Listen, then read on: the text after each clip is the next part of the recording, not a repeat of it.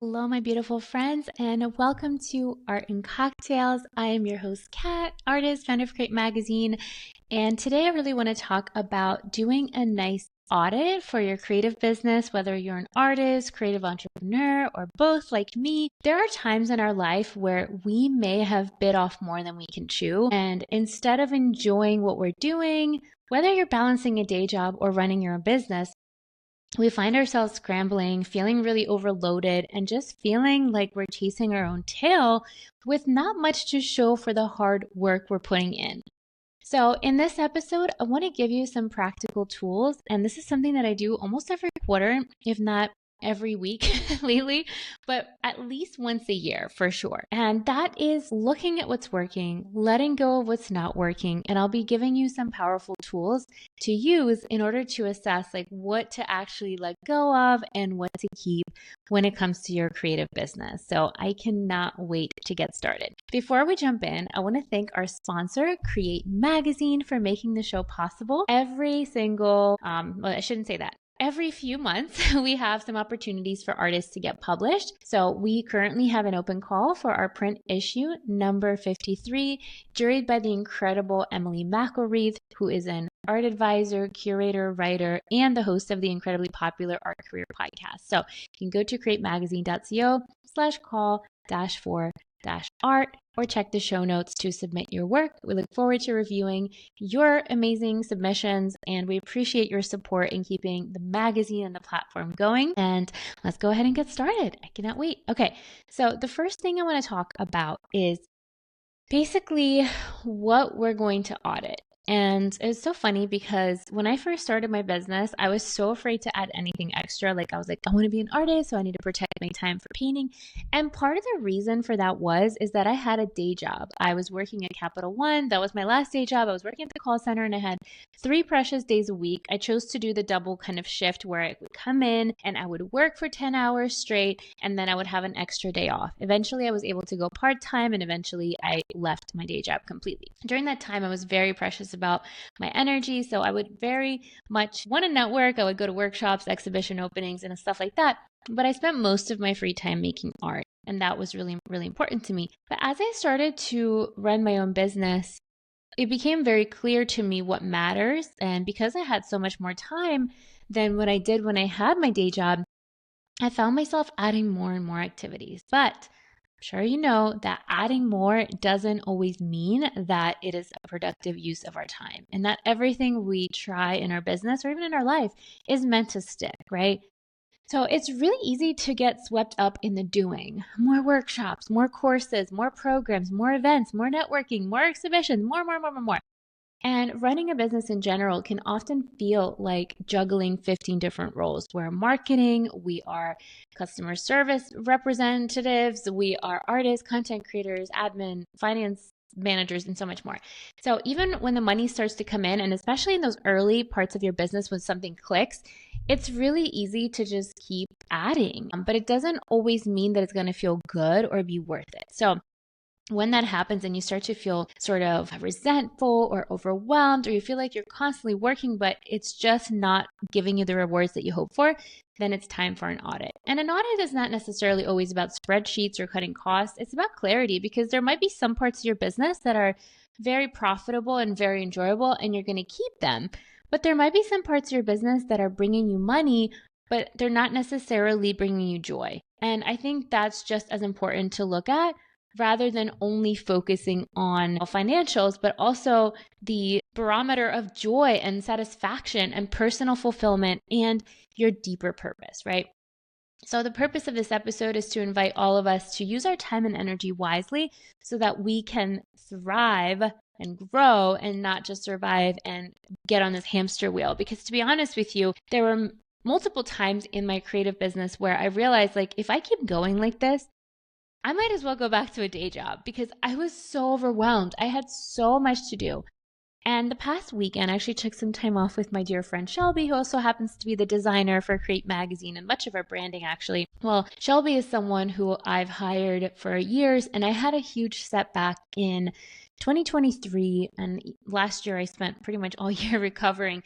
And so I took a lot of the work back. But After spending time with Shelby, as well as reflecting on the parts of my business that are working and are supporting me and are bringing me joy, I also got a lot of clarity on what to outsource versus what to do myself versus what to cut. So we're going to get into all of that. Now, before we dive in, I also want to share an exciting platform that I'm currently building. It's in its baby stages, but it's already having amazing students in it, and that is Create You. So if you're looking for bite-sized, actionable workshops to build your art career, your creative business mindset, and soon to be art courses, check out createyou.co. These courses are for artists or creatives or anyone who could benefit from the content, and all of them are priced at $39, and we come out with occasional bundle savings. So right now we have how to sell from your studio, how to get featured in press, how to get your first gallery, and so much more. So whether you're just starting out or looking to level up, Create You will help you do just that.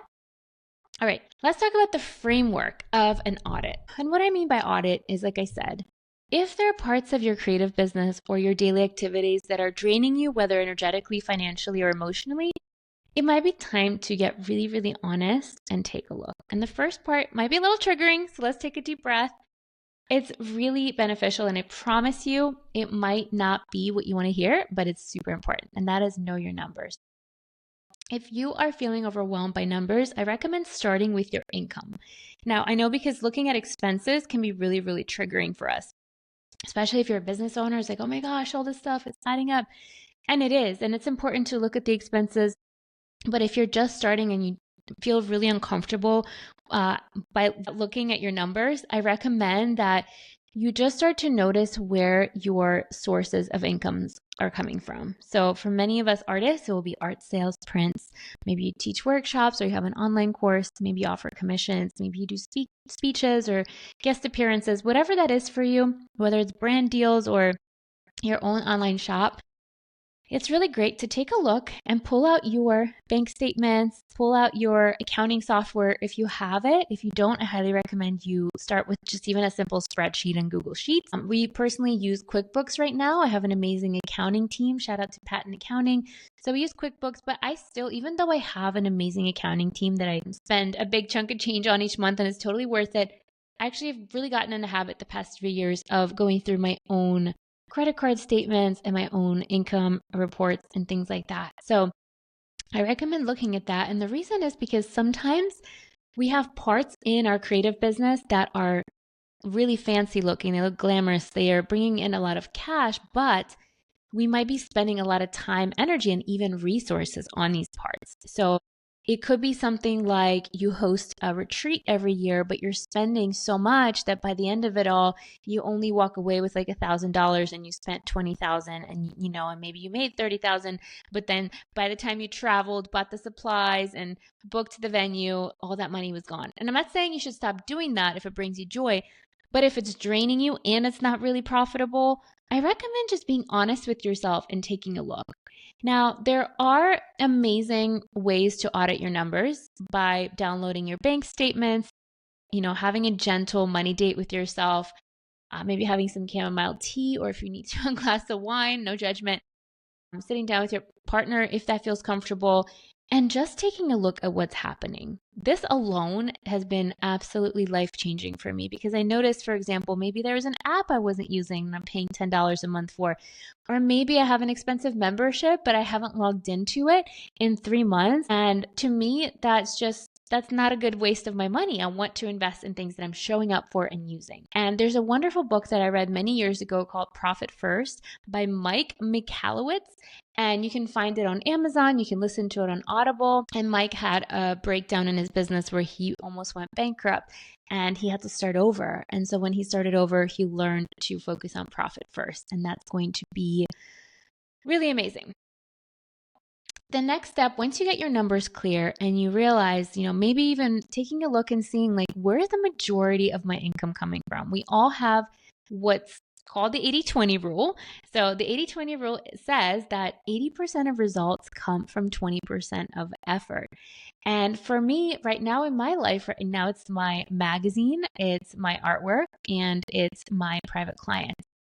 And there are seasons where this changes. There are months where this changes. So we want to look at the overall trend. We're not going to get really picky like week by week, but we're going to look at the year as a whole. And when you see where the majority of your income is coming from, and it could be your day job and there's no judgment in that, then you can say, okay, I'm doing so much in these other parts, but they're just not yielding the fruit. Maybe it's time to prune them, especially if they're not bringing you joy. And you don't have to make rash decisions. I want to encourage you, it can be really scary. I had a few moments this year where I considered letting go of certain things.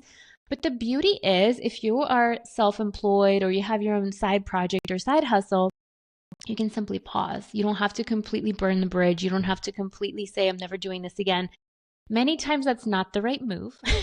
It comes from panic and trying to make instant decisions, but a lot of decisions, depending on your personal decision-making skills, they're usually not made very impulsively. So I encourage you to take your time, pause if you need to, and then when you have that clarity, you can check it out. Now, the other thing to monitor as you grow your business is what brings you joy.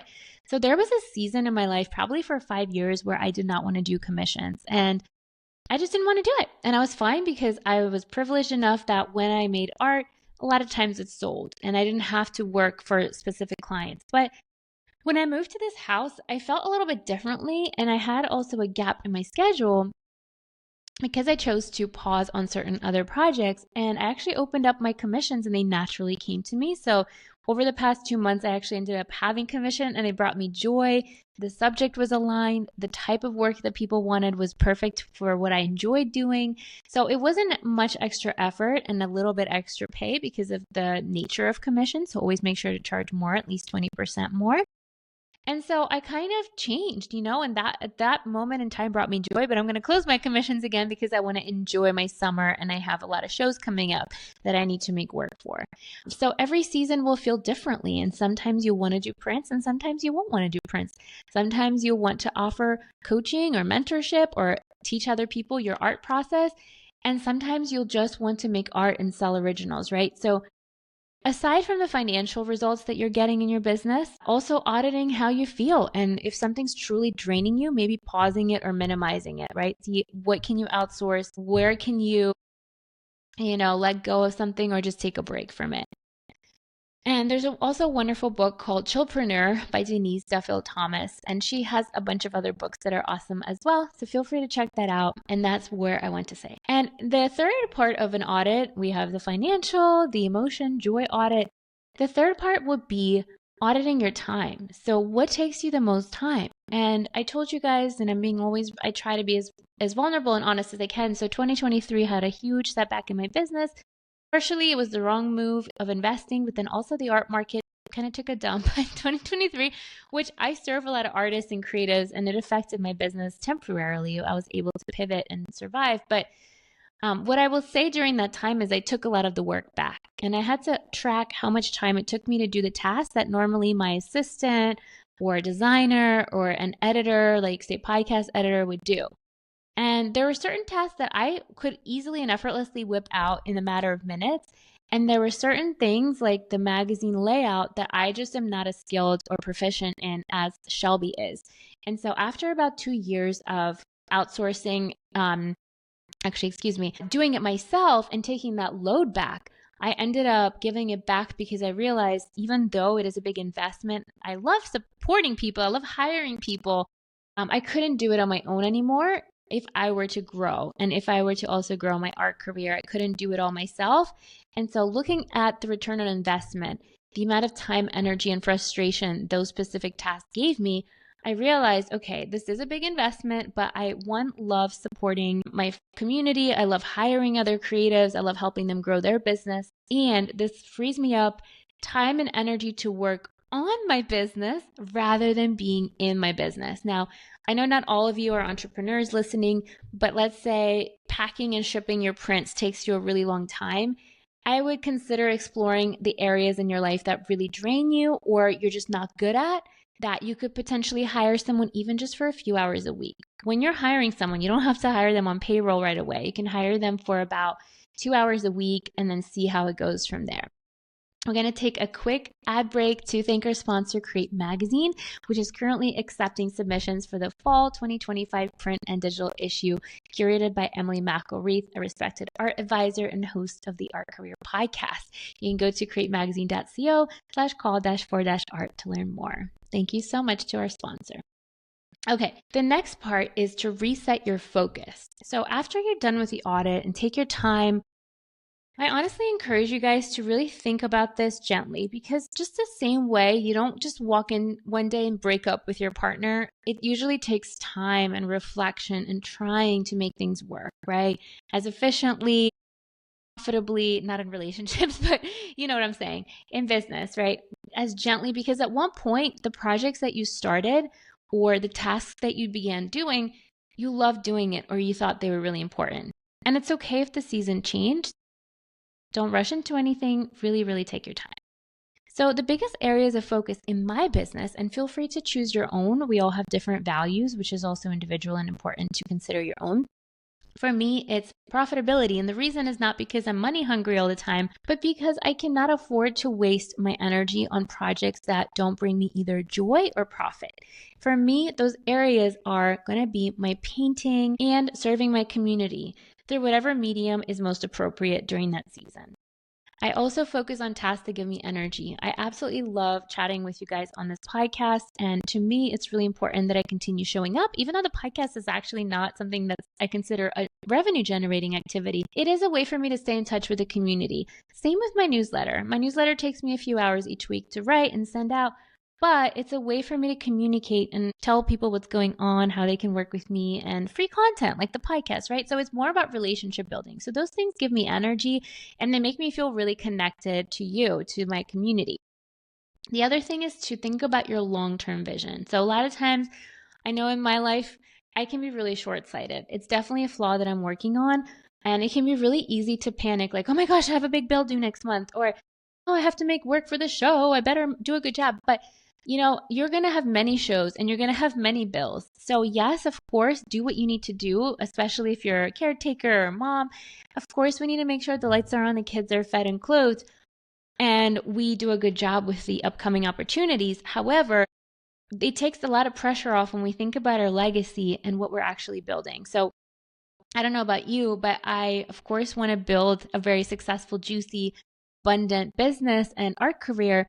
And sometimes that means taking a step back in the moment. Sometimes it's, you know, letting my client know that I might be a little bit late on the commission, or that I don't want to make 20 works. I can only make 10. And a lot of times it's about really being in integrity, of course, communicating, being honest, but it's also about protecting the bigger picture, because we can burn out in the moment and then we don't have energy to keep going and fulfill our full destiny. So I don't want this creative life, this, especially if you're an entrepreneur like me, to be this constant hustle loop. And it can feel that way, especially when you're starting out and you don't have a lot of capital, you don't have a lot of funds, and you're constantly trying things to make money. But then what ends up happening is we don't let go of the things that don't work, and we just keep pushing all these things. We're torn into all these millions of directions, and there's nothing to show for it in terms of finances or, you know, quality of content. What we're here for is to build freedom, creativity, joy, impact, and meaning, right? So here is my assignment for you this week, and that is to just carve out 90 minutes, 30 minutes, whatever you have, to do your business audit, your creative business audit. And it could mean activities that you no longer wish to do, and then making some decisions. It's, do I outsource this and hire someone because it's a really important part of my business that keeps the lights on, like shipping artwork or applying for grants, maybe asking some help and carving a little bit of your budget aside for that support. Or if it's not bringing you money and it's draining you, maybe just pausing it or eventually sunsetting it altogether, right? Like I said, you don't have to make decisions tomorrow, but I do recommend for you to clean up so that you can have more time. You know, the other day I had this dawning realization. It was very simple. I said two summers ago, when all the quote unquote poop hit the fan, I was like, you know what? I'm not going to let this bring me down. And it definitely brought me down. It was very stressful. I'm really grateful to still be here, and my business is recovering nicely. But I said, I'm just going to go to the ocean and paint because it feels very healing for me. Well, lo and behold, the schedule just keeps like getting away from me. I keep having all these meetings and events and appointments, but I don't make time to go do the thing that I truly want to do for me. And I don't know about you, but if we keep neglecting our desires, even if it's just once a month, right? Like we can make a date with ourselves once a month. We can ask our partner to take care of the kids or the pets or whatever, and just carve out a day to do something nice. What's the point of working so hard? So this is your reminder to really be honest. And I've been there. I've been in debt. I've been in dire financial situations where everything felt like an emergency. But I invite you to take a deep breath and realize that it's all figure outable. It's all solvable. You will figure it out. And actually, the ironic thing about all of this is the more space you give yourself, the more openness and spaciousness and peace you allow, even in the middle of the storms, even in the middle of the panic, the easier the solutions appear. And sometimes, I know in my business it's like this, sometimes it's not about adding more or launching another program or taking on more commissions. Sometimes it's just letting go of financial drains, expenses that you no longer need, or activities that don't give you anything in return. Sometimes it's about letting go rather than adding more. And I'm going to leave you with that. Thank you so much for listening to Art and Cocktails. If this episode inspired you and helped you think a little bit differently about running your business, please feel free to tag me in your Insta stories and share it with a friend. I invite us all to have a beautiful summer. We have lots of juicy interviews and episodes coming soon. Let's make more art. Let's spend more time with loved ones. Go make delicious food, make love, make books, make paintings, whatever it is that you do. And make sure that you're keeping something for yourself. More space, more time, more profit, and more life. I love you so much. Cheers. I'll see you soon.